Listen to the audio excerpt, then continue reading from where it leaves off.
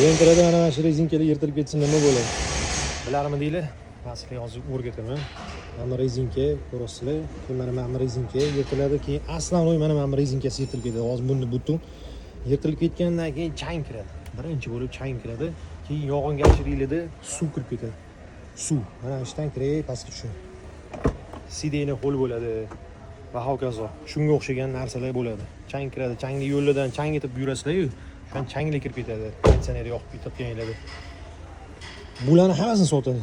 Buni ham отдельно sotadi. Mana bir rezinkani ham ko'p jentralarda shofyor tarafida har o'tirganda odam mana bunaqa joyi tegadi-da, o'shanda yirtadi. Mana shu joyi chirtib yuboradi. Mana shularni hammasini sotadi.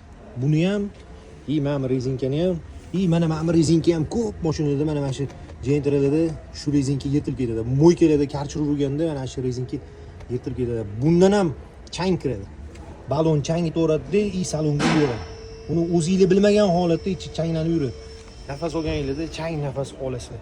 Shuning uchun bular hammasi sotuvda bo'ladi, uni alishtirib olsanglar bo'ladi. Mana shu narsa, mana bu ushatdilar. Farokdan bo'lmasa kirib chang yuraveradi, to'g'ri. Hayron bo'lasizlar-ku, mana bu nima chang bo'lib qolaveradi. Mana shu rezinkalari juda katta rol o'ynaydi. Mana buni ham, mana bu rezinkani ham, tagidagi rezinkani ham hammasi absolyutni sotuvda bo'ladi. Original JM qo'yish kerak. Arzonni qo'ysanglar, torroq bo'lib qoladi, kichkina bo'lib qoladi. Har xil muammolar keltirib chiqaradi. Shuning uchun originalni olsanglar, cho'tki bo'ladi. Keyin yana bitta narsa, mana mana qiyshib ketadi, ko'rasizlarmi? Buni ham originali bor, sotuvda bo'ladi.